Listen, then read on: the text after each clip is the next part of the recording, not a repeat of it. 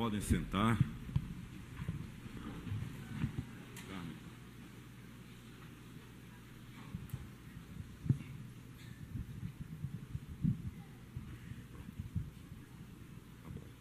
Obrigado. Eu não quero seguir o exemplo, e jamais seguiria, do genial Mário Quintana, o gaúcho do Alegrete. Nunca diga um gaúcho de Alegrete, porque ninguém vai para Alegrete, vai para o Alegrete. Quando um jornalista, um repórter conversando, cumprimentou pelo aniversário e disse: poeta, mais um ano de vida, e ele disse: não, menos um. Discordo completamente dele. Mais um ano de vida é uma bênção, até porque a gente está mais perto do céu. Eu não sei qual a perspectiva de Quintana, tive apenas um contato na Casa da Cultura uma vez em Porto Alegre, mas nós, quando aniversariamos, à medida que os anos vão passando, nós vamos ficando mais gratos a Deus. Temos muito mais motivos, olhamos para trás e vemos cura, livramento, perdão, num volume tal que somente a graça de Deus pode explicar. Queridos, eu não queria nem falar hoje, queria me poupar, mas eu resolvi falar. Essa semana me mandaram uma mensagem, e eu mandei para Jair, e Jair me disse: eu só guardo as que são boas e essa está guardada. Um quadrinho desse simples que diz assim: há mais de 2000 anos, o que mais confunde a religião é a capacidade de Jesus gostar dos piores. Como diria um amigo meu na Paraíba, vai gostar de quem é ruim assim na China. Porque parece que é uma regra de 3 inversa: quanto pior, mais amor. E isso ficou gravado no meu coração. E eu resolvi que hoje eu não vou fazer um sermão, mas eu vou tentar, eu quero pregar a primeira mensagem que eu preguei na minha vida com 15 anos de idade. O meu pastor me chamou, o reverendo Raul de Souza Costa, de saudosa memória. Nunca esqueço, numa quinta-feira, num culto à noite, e com o jeito dele disse: domingo quem prega é você. Pronto, eu não dormi. Passei aqueles dias sem dormir. No domingo, lá fui eu, todo tipo de engenharia passou na minha cabeça para não ir. Construir argumentos, inventar história, né? Até adoecer, mas eu não podia fazer isso. E eu lembro que quando eu entrei no templo, alguns aqui conhecem, Salomão, Tércio, Alcione, e eu olhei o tamanho daquele negócio, eu disse: meu Deus, onde é que eu estou? Onde é que eu me meti? E lembro que eu preguei 15 minutos. Para mim tinha sido 1 hora ou mais. E preguei trêmulo. E eu quero hoje lembrar aquele dia, exatamente no texto que o reverendo Jair acabou de ler.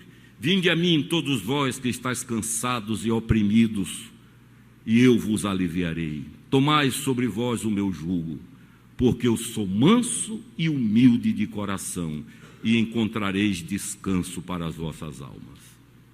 Toda essa história começou, queridos, quando eu tinha 12 anos de idade, e fui a um estádio de futebol ouvir um pregador, que na época era tratado pela imprensa como Billy Graham latino-americano. E eu lembro, naquela noite eu fui ao estádio, que por sinal era de um time adversário meu, mas fui, né? E pregava ali o reverendo Antônio Elias, e eu esperava encontrar um tipo Billy Graham, um homem forte, de voz de trovão, e olho para o púlpito, está o reverendo Antônio Elias, pequenininho, com a vozinha fraca, e eu lembro que eu sentei, as arquibancadas estavam lotadas, encheram um gramado de bancos, e eu sentei lá no penúltimo ou último banco. Fiquei na ponta do banco quieto, até me perguntando o que é que eu estou fazendo aqui. E à medida que ele foi expondo a palavra de Deus, eu tinha 12 anos de idade, 12. Olha aí o valor do investimento em crianças. 12 anos. Quando ele foi concluindo, eu notei que ele estava em lágrimas. E quando ele fez o apelo, não sei explicar a força que me veio. Eu levantei e atravessei todo aquele gramado em direção ao palanque onde eles estavam. Fui para baixo do palanque, para onde estavam indo os decididos, os novos convertidos. E eu lembro que meu nome foi anotado por 2 seminaristas que depois se tornaram 2 grandes pregadores nesse país. O reverendo Edésio Schecker, presbiteriano, e o pastor Rosivaldo Araújo, que foi o compositor, o autor do louvor que até hoje é conhecido por muitos como a Marselhesa evangélica brasileira. Rendeu um livro, Obra Santa do Espírito, esta causa é do Senhor. Como vento impetuoso, como fogo abrasador. E o refrão, ele repete, ninguém detém. Esta causa é obra santa, esta causa é do Senhor. E eles anotaram meu nome, e eu com 12 anos, eu orei com sinceridade, fiz a minha entrega a Deus, e daí para frente cumpriu-se na minha vida Ezequiel 16.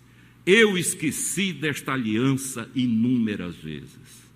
Eu brinquei com essa aliança inúmeras vezes. Eu rasurei este contrato de Deus comigo. Mas se você ler o capítulo 16 de Ezequiel, é uma história linda. E quando aquela jovem que tipifica Israel está absolutamente incapaz de sair da vida onde entrou, de recuperar-se dos baques que levou, desfigurada, humilhada, no verso 68, se a memória não me engana, Deus olha para ela no estado em que ela está e diz: mas eu me lembrarei da aliança que fiz contigo nos dias da tua juventude. Amém. Nós somos especialistas em quebrar compromissos com Deus. Se Deus tivesse um SPC espiritual, ou uma Serasa espiritual, a coisa ia estar complicada, porque nós somos um tipo, eu digo nós generalizando, mas certamente alguém pode não se enquadrar nisso. Nós somos rápidos para fazer promessa, para fazer voto, para assumir compromisso, mas somos ainda mais rápidos para esquecer os compromissos que assumimos com Deus. Graças a Deus, Ele não esquece a aliança que fez comigo e com você. Haja o que houver, vai buscar onde você estiver, onde eu estiver e onde eu estive. O braço estende-se, o colo prepara-se e Ele traz de volta. Dá a um velho hino da minha infância que diz: há mais alegria no céu por um pecador que se arrepende do que por 99 justos que não precisam de arrependimento. Um deles diz: ó, que belos hinos hoje lá no céu. Do pecado o filho mau voltou. Vede no caminho o pai abraçar esse filho que ele tanto amou. Daí as coisas foram acontecendo. Eu tive a vocação com 17 anos. Fui para o seminário, primeiro aqui em Recife, no seminário presbiteriano, depois em Belo Horizonte, 4 anos, e finalmente fui ordenado. Meu pai já não vivia, não teve essa alegria de ver-me ordenado, mas a minha velha mãe, impertigada, com a Bíblia na mão, entrou segurando no meu braço, e são memórias que não desaparecerão nunca. Vinde a mim, todos vós que estáis cansados e oprimidos. Olha aqui, queridos. Jesus não aponta caminhos. Ele não dá amuletos. Ele não ensina procedimentos. Ele não indica caminhadas. Ele não diz que a pessoa tome determinadas poções. Ele não manda fazer exercício espiritual, ele chama a si: é comigo, venha. Por pior que esteja, por mais quebrada quebrado que esteja, por mais sujo que se veja, por mais imundo que se veja, ele diz: venha a mim. Não manda procurar um endereço tal, não manda procurar a tia fulana, não manda procurar o apóstolo cicrano, o pastor beltrano. Ele não indica ninguém para resolver o seu problema. Ele diz: vem a mim, traga para cá. Por pior que seja, não há nada na minha vida e na sua vida, por mais chocante que seja, que escandalize Jesus. Não há um só registro na Bíblia de Jesus escandalizado. Escândalo é coisa de religioso, que tem expectativas do ser humano que nem Deus tem. Ao contrário, como disse essa mensagem, se escandalizaram porque ele andou com os piores. Diziam: olha, está comendo com bêbados, olha a mesa, quem está sentado com ele. Daqui a pouco diziam: olha a mulher com quem ele está conversando. E foi julgado e condenado pela religião, não foi pelo mundo político, foi pela religiosidade, que teve a capacidade de ir até o trono para incriminá-lo, para condená-lo e para acusá-lo, porque ele disse: venham a mim, os que são rejeitados. Aquela pessoa que a gente diz: na minha casa não entra, entra na dele. Aquela pessoa que você diz: não tem jeito, tem jeito. Aquela pessoa que você olha e diz: Deus me livre que se aproxime. Ele andou com esse tipo de gente, porque ele disse: aqui comigo. Em outras palavras, a solução está comigo. Traga para mim, traz para cá. E ele mais ou menos seleciona o tipo de pessoas. Ele diz: os que estão oprimidos. Opressão é pressão, é viver sob pressão, é querer dormir e não dormir, é depender de ansiolíticos quando até não são necessários, mas por conta própria se corre atrás dele. São as desilusões da vida, as decepções da vida, são as desconstruções das perspectivas, até com líderes, com pastores, com irmãos da igreja, com irmãs da igreja, enfim, que sobrecarregam, que pressionam, que de certa forma tiram o ar, deixam a pessoa sufocada. Um casamento destruído, um filho envolvido com drogas, uma filha que se jogou nos braços de alguém. A semana atrasada eu recebi um casal querido. A filha havia se entregue e não lembrava nem a quem se entregou. E eles dois, o pai e a mãe, em lágrimas na minha frente, disseram: bispo, não sabemos sequer, nem ela sabe. Esse é o mundo que nós vivemos, especialista em destruir, em arrasar, e no meio disso tudo entra a dimensão espiritual maligna para acusar, para botar o dedo no rosto, usando muitas vezes gente que se diz convertida. Viu?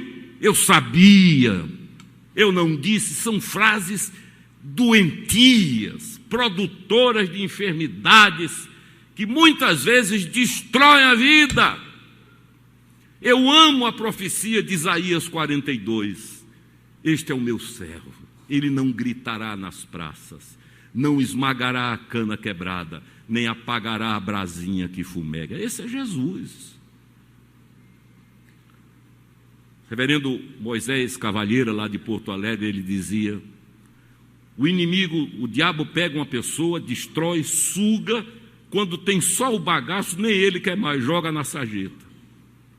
Aí o Senhor Jesus vem e leva o que sobrou para refazer, como conta a história do filho pródigo. Sobrecarregados e pressionados, venham a mim. O Senhor diz a gente todo dia isso. Agora, se você entrega a sua vida a Jesus de verdade, tenha certeza de uma coisa: daí para frente o negócio é com Ele. Às vezes Ele permite que as forças da gente se acabem, porque há pessoas que dizem, como eu era assim: eu dou um jeito, eu resolvo, eu saio. Pode ser o buraco mais fundo, eu saio. Problema que for, deixa comigo que eu saio. Aí Deus me permitiu entrar num buraco que eu só saía morto, para que não ficasse a menor dúvida de que o livramento foi dele para a glória dele.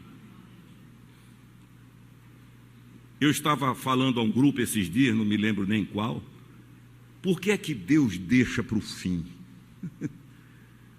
Israel chegou ao limite, não podia ir para trás nem para frente. Para trás, Faraó, com o exército mais poderoso do planeta. Para frente, um mar. Aí Deus, faz um milagre. Abraão passa 3 dias de agonia subindo o Monte Moriá. Certamente orou, pediu, clamou. Era um homem fiel. A intervenção de Deus só chega quando ele já está com o cutelo levantado. Imagino que deve ter fechado os olhos para não ver. E aí chega a intervenção de Deus. Para que a gente aprenda que é Ele quem faz.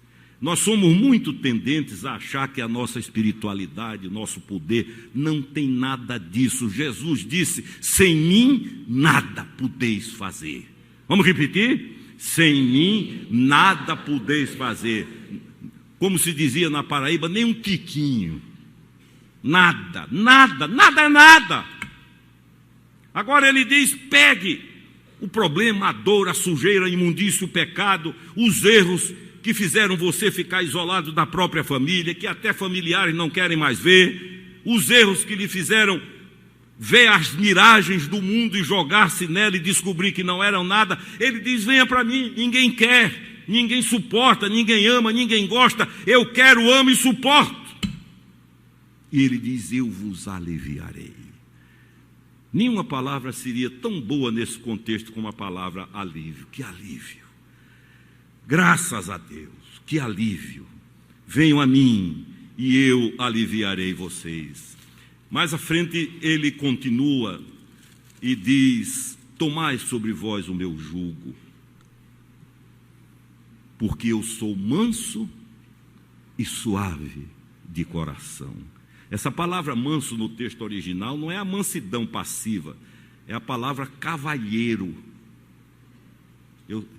A tradução da King James é gentleman, porque eu sou educado, como a gente fala, eu sou cortês. Você não chegará a mim quebrado para eu perguntar por que foi, onde foi, o que é que deu na cabeça.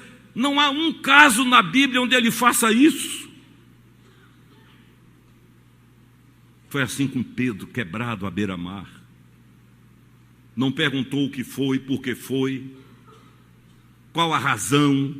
Não perguntou se queria se arrepender, apenas olhou para Pedro e perguntou, tu me amas? Como se dissesse, se houver amor tem jeito.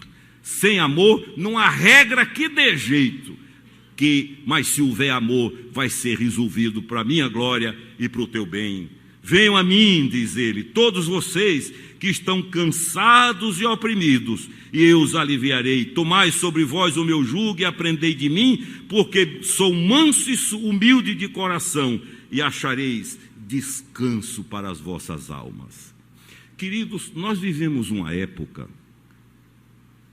em que o cansaço do corpo não incomoda tanto, é ruim, mas o cansaço da alma, da psique, leva pessoas a querer morrer, a querer tirar a própria vida, a envenenar-se, a dar um tiro na cabeça, a fugir para o outro lado do mundo, a abandonar tudo, a desaparecer.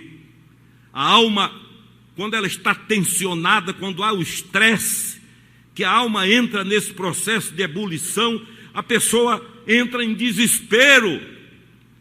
É um cansaço letal se não houver acompanhamento, amor e solução. Ele disse, venha a mim você que está cansado de alma, já tentou de tudo e não tem jeito, já seguiu tudo quanto é tipo de orientação e não resolve, já procurou todos os caminhos e não consegue, venha a mim.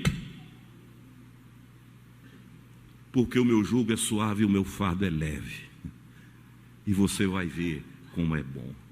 Esse é o convite de Deus. Há tanta teologia, há um palavreado que não tem nada errado, é bom, mas é tão complicado. Uma vez eu fui dar uma aula de hermenêutica num seminário e um aluno da 2ª ou 3ª disse, bispo, o que é isso?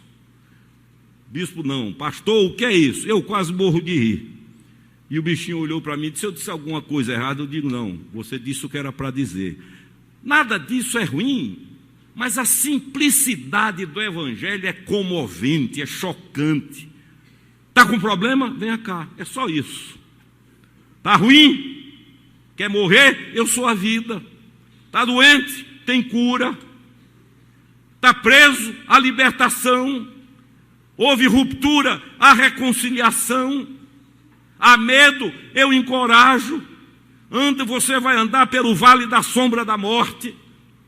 Esse é o Deus da Bíblia, que é Jesus encarnado, Deus encarnado, Deus com corpo, com mãos, com olhos, com nariz, com cabelos. Deus se veste para ser como a gente, a fim de libertar a gente em nome de Jesus. Há muita complicação do Evangelho, queridos, muita. À medida que a gente vai caminhando, ficando um pouco mais idoso, a gente vai vendo essa meninada, de vez em quando um liga, olha, eu preciso conversar com o senhor, eu sou de tal denominação, aí chega aqui, quando ele faz 2 perguntas, dá vontade de ir embora.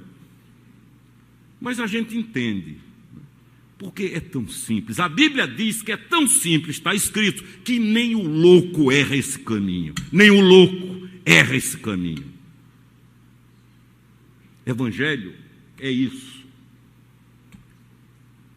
As boas novas são exatamente essas, que alcançaram a minha vida com 12 anos de idade. E nunca mais me largaram, embora eu tenha largado várias vezes na minha vida.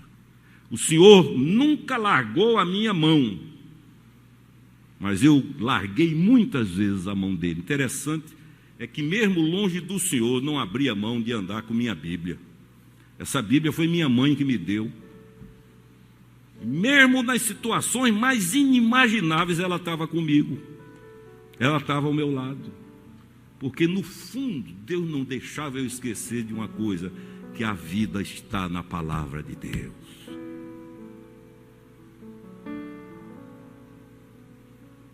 Se não fosse a graça de Deus, eu teria me destruído muitas vezes. Mas eu me lembrarei da aliança feita contigo nos dias da tua juventude. Eu esqueço, mas ele não esquece. A minha segurança não está em mim, está nele. A minha justiça é para ele como trapo de imundície. Mas ele decidiu amar, ponto. Quem vai contestar? É uma decisão dele.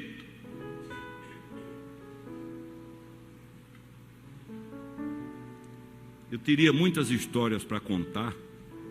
Eu quero encerrar com uma. Quando eu morei em Porto Alegre, eu cheguei em Porto Alegre aí no final de 87, começo de 88. Frequentei a comunidade, a igreja da qual o pastor Joãozinho, que chega daqui a pouco, vai para Israel comigo.